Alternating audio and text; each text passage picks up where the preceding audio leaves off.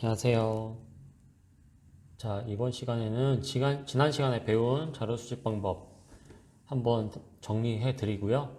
그 다음에 오늘 원래 배우려고 했던 연구윤리 살펴보도록 하겠습니다. 자, 여기 화면 보시면 자료 수집 방법 정리 나와 있습니다. 여기에는 기존에 배운 5가지 중에 문헌연구법을 제외한 질문지법, 실험법, 면접법, 참여관찰법 이 4가지를 분류한 거거든요. 그래서 표에 플러스는 높다, 마이너스는 낮다 이렇게 생각하면 됩니다. 그러면 먼저 지금 가장 많이 비교가 되는 것이 조작화 정도랑 계량화 가능성이죠. 조작한다라는 거는 일상생활에 있는 그대로를 활용하는 게 아니라 일상생활에 있는 거를 꺼내서 새롭게 뭔가 건드린다는 거죠. 조작한다는 거예요. 그래서 이게 첫 번째 거는 조작화 정도가 가장 크고 두 번째 거는 제일 조작을 하지 않는다. 그 다음에 나머지는 순서대로 이렇게 나와 있는데 4가지 중에 가장 많이 인위적으로 조작하는 거는 뭐라고 했었냐면 실험이라고 했죠. 그래서 첫 번째는 뭐 나머지를 볼 것도 없다는 거예요. 다른 특징 볼 거 없이 이게 가장 높음으로 실험법이라는 걸 알 수 있죠. 이것도 계량화 가능성도 가장 높다. 계량화라는 거는 우리 수치화라고 있어요. 수치화. 그래서 수치화, 수치. 실험법이고요. 주관이 개입될 가능성도 가장 적죠. 그렇다면 반대로 조작을 가장 하지 않는 것, 날 것 그대로, 일상생활 그대로 우리가 파악하려고 하는 것이 바로 참여관찰법이죠. 참여관찰법은 직접 그 사회문화 현상과 관련돼서 참여하거나 관찰하고 절대 건드리지 않는, 그래서 조작을 가장 덜 한다 라고 했습니다. 그 다음에 마지막 이 2가지를 비교하면 되는데요. 2개의 차이점이 하나가 더 효율적이래요. 하나가 더 시간과 비용 측면에서 더 효율적이고, 그리고 조작을 하고 수치화하고 주관이 덜 된다. 그러면 질문지법과 면접법 중에 질문지법이겠죠? 질문지법. 조작화, 계량화, 주관, 이 2가지가 높은 이 2가지는 우리가 양적 연구다라는 것을 알 수 있고요. 조작화 정도와 계량화가 적다, 마이너스인 거는 질적 연구라는 특징도 알 수 있고, 이것도 지금 반대되죠? 주관 개입 가능성. 주관이 덜 되는 것은 빨간색으로 할게요. 양적 연구고, 그 다음에 주관 개입이 어느 정도 좀 돼서 문제점이라고 지적받는 것이 질적 자료 수집 방법이다 라고 하는 거예요.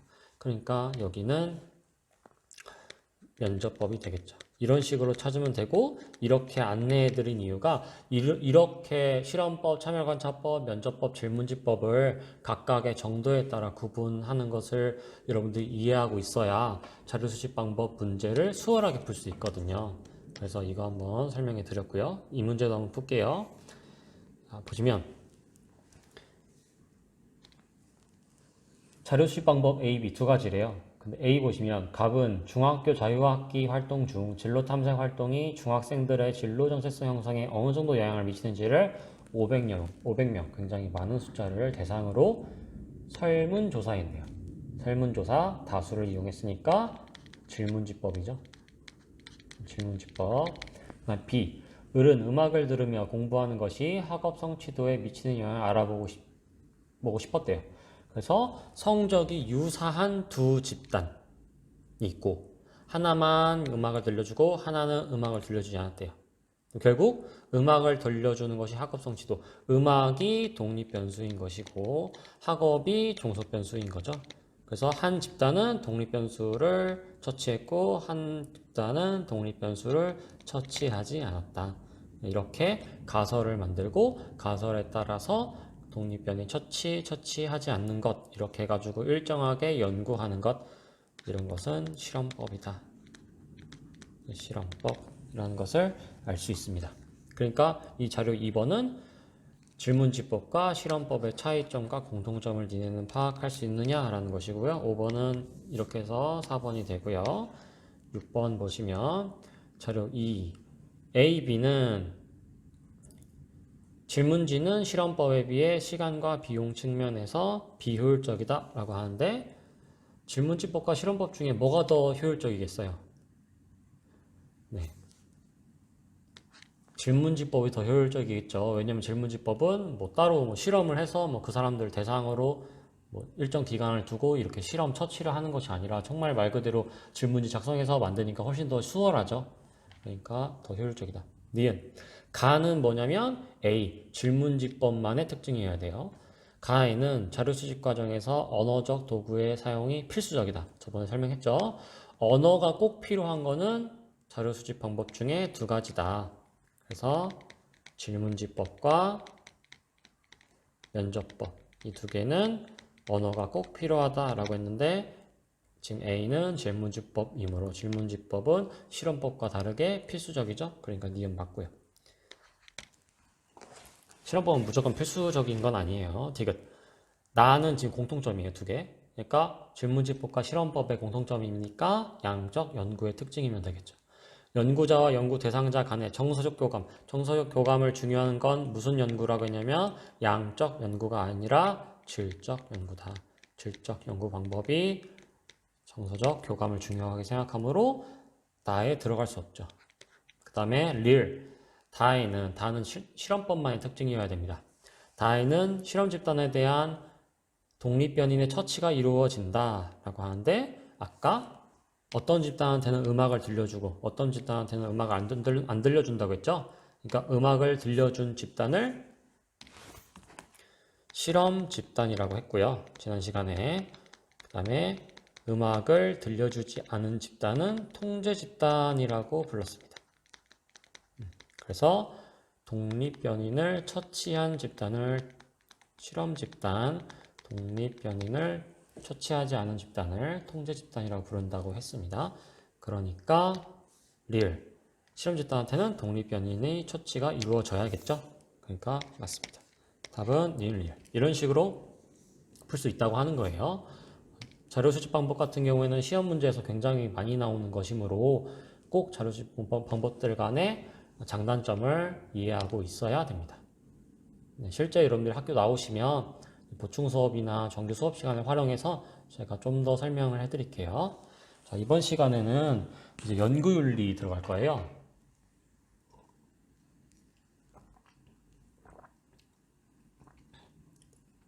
우린 여태 사회문화 현상을 어떻게 연구할 수 있는지 해가지고 양적 연구랑 질적 연구를 배웠고 각각의 연구의 특징과 연구 절차를 배웠어요. 그리고 그 연구에서 활용할 수 있는 자료 수집 방법이 무엇인지 살펴봤고요.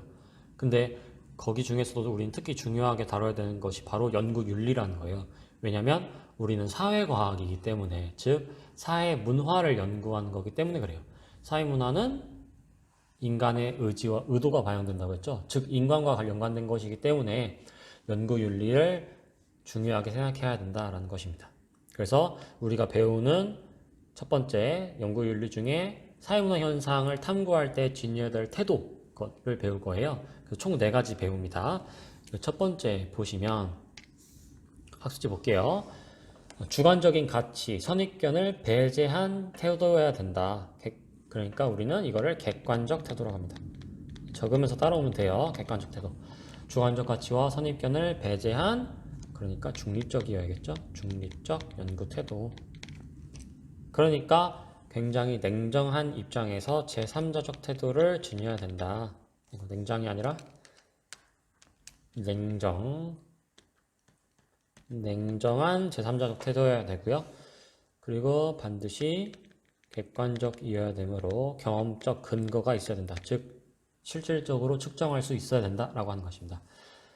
여기 읽어보면 특정한 사회에서 태어나 성장한 연구자는 그 사회의 가치와 규범을 습득하며 정치 이념, 경제 이해관계를 가진다. 이건 무슨 말이냐면 한국에서 태어난 사람은 한국의 입장에서 세상을 바라볼 수도 있고 대전에서 태어난 사람은 대전이 지니고 있는 고유의 가치에 입각해서 살았기 때문에 연구를 또 대전의 입장에서 할 수도 있다는 거예요. 즉 사람은 자기가 살아온 그 가정 배경에 따라서 자신의 정치적 이념과 경제적 이념, 문화적인 가치관에 따라서 연구할 수도 있으므로 그러한 가치관을 배제해야 연구가 더 정확하고 객관적이다. 그러니까 사람들은 꼭 객관적 태도를 견지해서 연구해야 된다라는 말을 하고자 이 글을 쓴 거예요.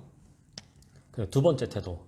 두 번째는 여기 써져 있듯이 새로운 사실, 주장을 편견 없이 받아들인다. 그래서 개방적이다 해서 개방적 태도라고 합니다. 개방적 태도.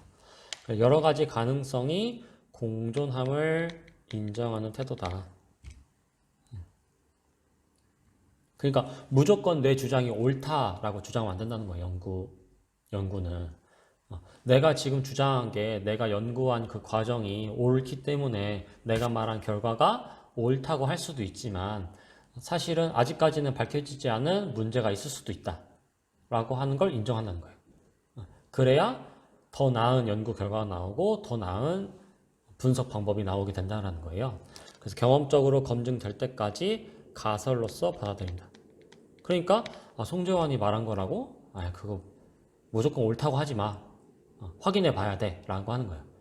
그러니까 굉장히 권위 있는 사람이 어떤 주장을 했다고 해서 무조건 그걸 옳다고 하는 것이 아니라 정말 그게 옳은지 틀린지를 일단 가설로서만 인정하고 실제로 검증해 본 다음에 권위 있는 사람이 이야기한 거더라도 명확한 근거가 없으면 인정하면 안 되겠구나 일 수도 있고, 반대로 전혀 권위가 학문적으로 굉장히 권위가 없는 사람이 한 주장이더라도 무조건 무시하는 것이 아니라 일단 가설로서 받아들이고 철저하게 검증해 보자는 거예요. 검증해서 만약에 그 가설이 옳다면 그거를 옳은 연구 결과로 받아들여야겠죠. 그래서 개방적 태도를 지녀야 된다고 하는 것이에요. 그리고 또 자신의 이론 입장에서는 자신의 이론이나 주장의 비판을 이건 좀 못하네요. 주장에 비판하는 태도. 그러니까 자기 말이 무조건 옳다라고 하지 말고 자기 것도 틀릴 수 있다는 걸 인정하라는 거.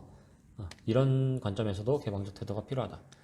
왜냐하면 점점 사회는 복잡해져 가고 있기 때문에 그리고 앞으로 지금 옳다고 한 것이 나중에는 또 달라질 수도 있다라고 하는 거예요. 그래서 연구 결론이 반증에 의해서 진리가 아님을 밝혀질 수 있으므로 항상 개방적인 태도로 삶을 바라봐야 된다. 연구해야 된다라고 하는 겁니다. 세 번째는 이거는 어떤 거냐면 상대주의적 태도입니다. 상대주의적 태도. 문화상대주의 있죠? 여러분들 통합사회 때 문화파트 배울 때 문화상대주의 배웠을 거예요. 그러니까 이거는 결국 뭐냐면 누구의 입장에서 사회 문화 현상을 바라보자는 거냐면 나 연구자의 입장이 아니에요. 연구 대상자의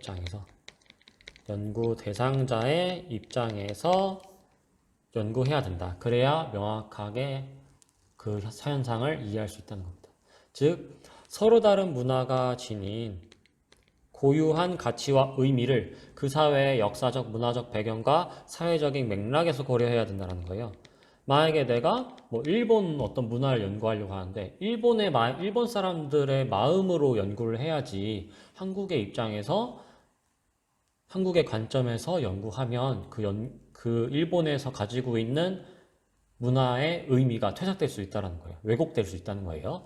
그러니까 내가 만약에 일본을 연구하려면 일본의 역사적, 문화적 배경, 사회적 맥락들을 충분히 고려해야 된다.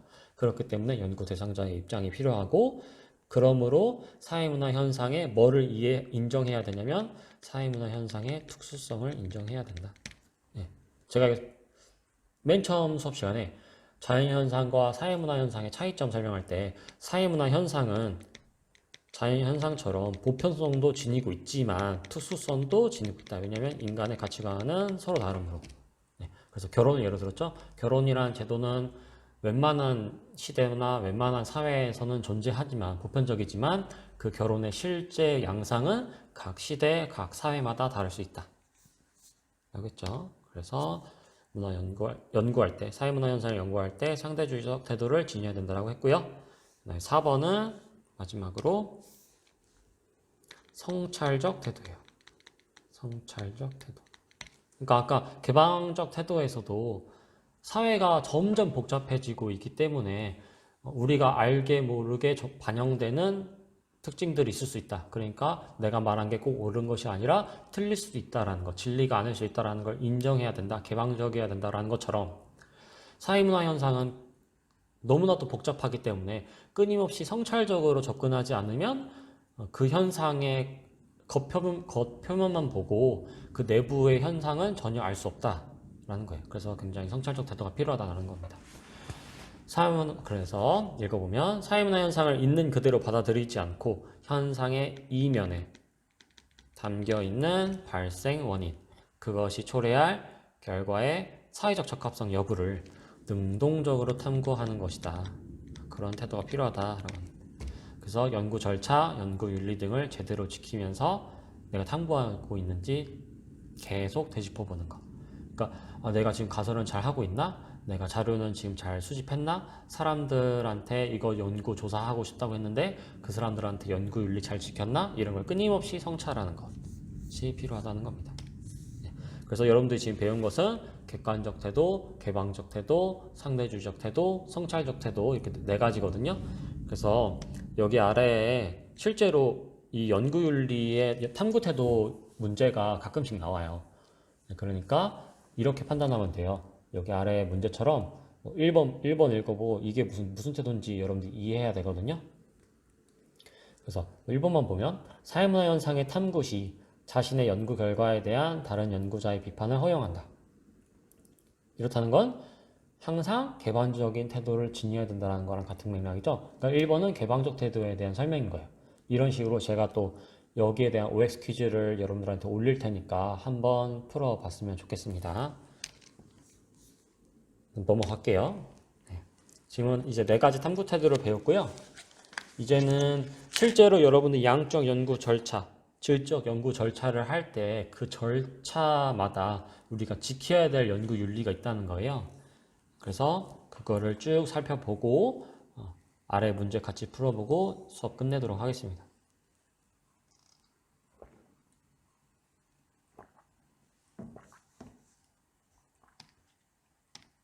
자, 연구 윤리 보시면 왜 필요하냐?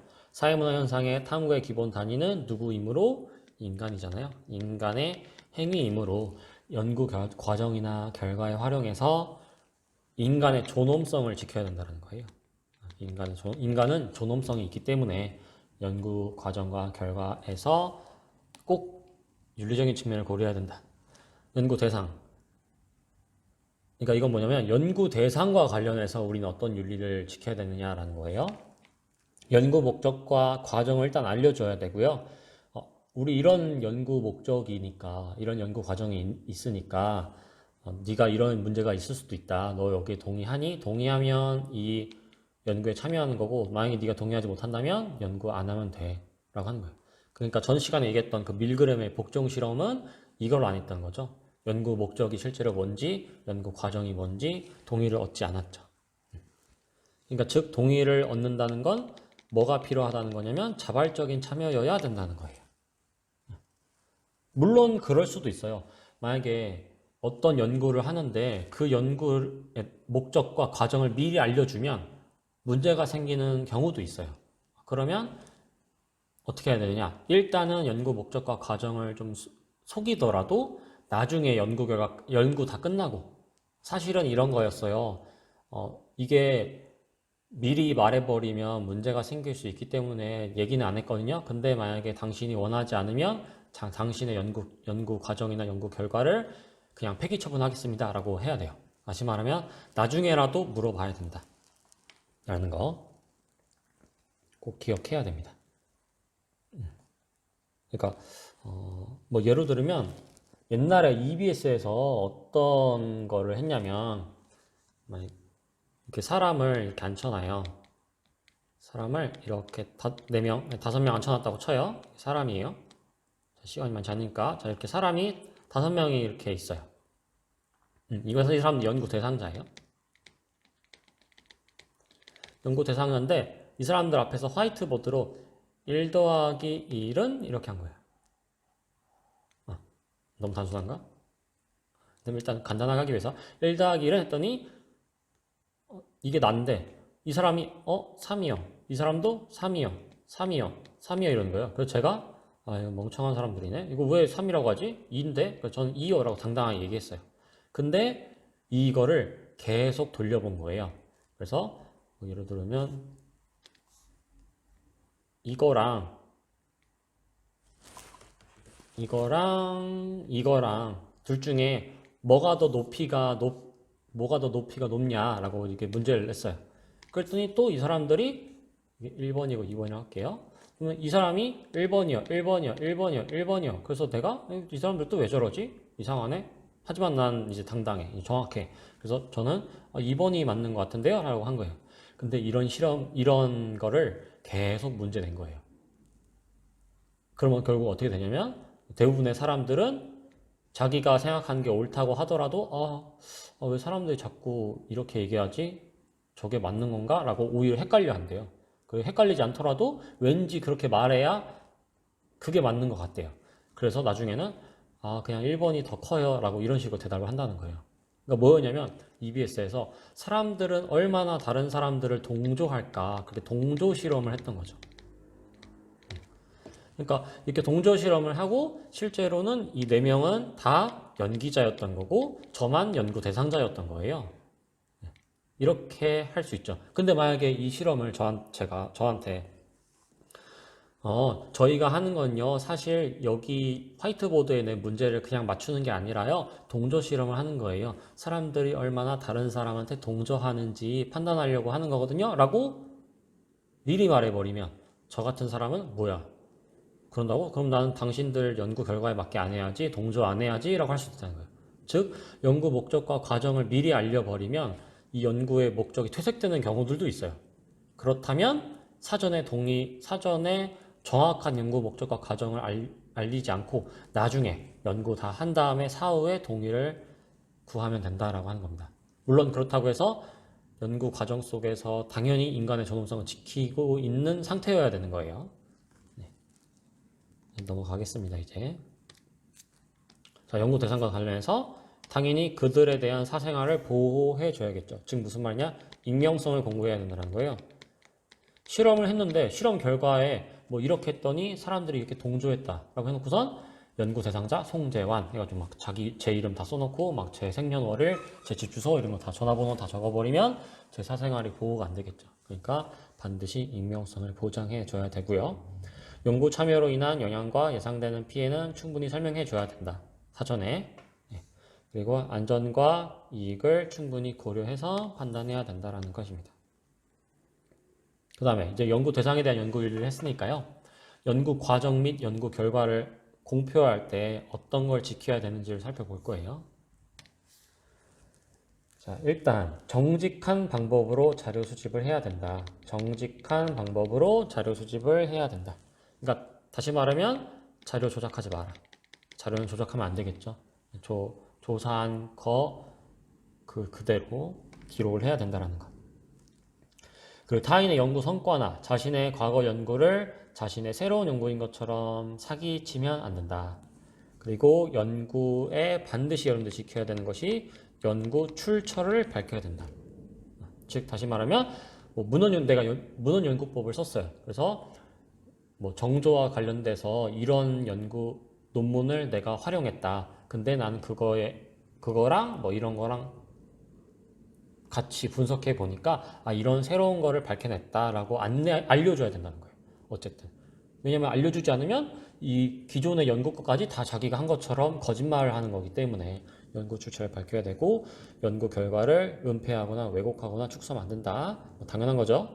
결과 공표로 인해서 인권 침해가 생기면 안 된다는 것도 꼭 기억해야 되고요. 연구 성과가 사회적으로 악용되어서는 안 된다. 이건 언제 많이 쓰냐면 여러분들 혹시 우생학 들어봤어요? 아마 과학 시간에 좀 들어봤을 것 같은데 우생학. 우생학이라는 건 결국 인간을 이제 연구한 건데 어떤 사람이 더 우월하냐. 그러니까 어떤 인종은 이런 면에서 우월하더라. 어떤 인종은 이런 면에서 우월하지 않더라를 연구한 거예요. 근데 문제는 어떤 인간이 우월하다라는 말을 해버리면 즉 어떤 다른 인종은 열등하겠죠. 그러면 이런 학문은 실제 이 학문이 있었어요. 우생학이라고. 그러면 이 우생학이 결국 어떻게 추구하게 되냐면, 어떻게 악용되냐면, 어떤 인종은 우월하고 어떤 인종은 우월하지 않다가 돼버리면, 우월하지 않은 인종은 진화론적인 측면에서는 없애야겠죠. 그러니까 인종을 제거하는 근거가 될 수 있는 이론이었다는 거예요, 우생학이. 그래서 실제로 옛날에 나치 시절에 어떤 연구 논문이 있었냐면, 살 가치가 없는 목숨 제거에 관한 연구 보고서가 있었어요. 실제 있었던 거예요. 그러니까 무슨 말이냐? 살 가치가 없대요. 왜 살 가치가 없냐? 인종적으로 우월하지 못하니까. 니네들은 하등하니까. 그렇게 유대인을 학살할 수 있는 근거가 되는 거죠. 그러니까 이런 거는 정말 벌어지면 안 된다. 악용되어서는 안 된다라고 하는 거예요. 이렇게 연구 결과에 대해서 살펴봤고요. 그러면 실제로 연구 윤리 관련돼서 시험 문제는 어떻게 나오냐? 이렇게 제시문이 나오고, 이 제시문은 어떤 연구 윤리를 어긴 거냐라고 나온 거예요. 같이 풀어보고 수업 끝내도록 할게요. 첫 번째 보시면, 갑은 빅데이터 활용 수업에 관한 교사들의 인식을 연구하기로 했다. 교사들에게 연구와 관련된 정보를 제공한 다음에 희망자를 대상으로 설문조사를 했대요. 근데 그 중에서 자신의 가설에 부합하는 자료만을 선별하여 분석했대요. 그러니까 지금 이건 무슨 단계입니까? 연구 절차에서. 자료 분석 단계죠? 자료 분석 단계인데 자기한테 유리한 것만 했어요. 아까 그러지 말라고 했죠? 수집한 거는 수집한 그대로 정직하게 해야 된다라고 했는데, 이거는 지금 자의적 선별 과정을 거쳐서 잘못된 겁니다. 그리고 연구 대상자 명단을 한번 그냥 공개해 버렸대요. 그러니까 사생활이 보호가 안 되는 문제가 생겼죠. 익명성이 보장되지 않는다. 이 문제를 여러분들이 혹시 혼자 풀고 싶으면 잠깐 멈추고 학습지 파일을 연 다음에 자기가 먼저 풀어본 다음에 이 동영상을 다시 틀면 되겠죠. 자, 2번 보겠습니다. 을은 미술활동이 학교폭력 피해 학생의 심리치료에 미치는 효과를 연구하기 위해서 교장한테만 허락을 구했대요. 그러니까 교장한테만 허락을 구하고 이 폭력 피해 학생 10명을 대상으로 동의 없이 했대요. 그러니까 이게 문제죠. 아까 뭐라고 했어요? 자발적 참여를 해야 된다고 했죠? 근데 자발적 참여가 아닙니다. 네. 미술활동을 실시하였고, 을은 X미술관의 요청으로 금전적 보상을 받고 연구 대상자가 그린 그림을 제공해버렸대요. 그러니까 연구를 위해서 한다고 해놓고선 금전적으로, 즉 연구 이외의 목적으로 활용한 거죠. 윤리적으로 이것도 문제가 됩니다.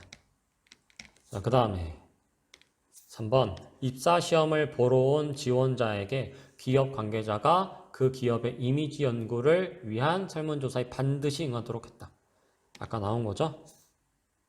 자발적 참여가 아니네요. 그냥 똑같이 하세요. 자발적 참여가 아니다. 마지막 4번, 연구자가 청소년 약물 남용 실태 조사 과정에서 특정 문항에 응답한 대상자와 그렇지 않은 대상자의 신원을 제3자가 파악할 수 있도록 했대요. 또 나왔네요. 익명성이 보장되지 않았다. 네, 이렇게 풀 수 있는 문제였습니다. 이런 식으로 탐구 태도나 연구 윤리에 대해 문제가 종종 나올 수 있으므로 그렇게 어렵지 않지만 꼭 복습했으면 좋겠고요. 앞에 말한 탐구 태도 같은 경우에는 제가 OX 퀴즈 올릴 테니까요. 이 부분은 꼭 OX 퀴즈 풀어봤으면 좋겠습니다. 이번 수업은 여기까지 하겠습니다. 수고 많으셨습니다.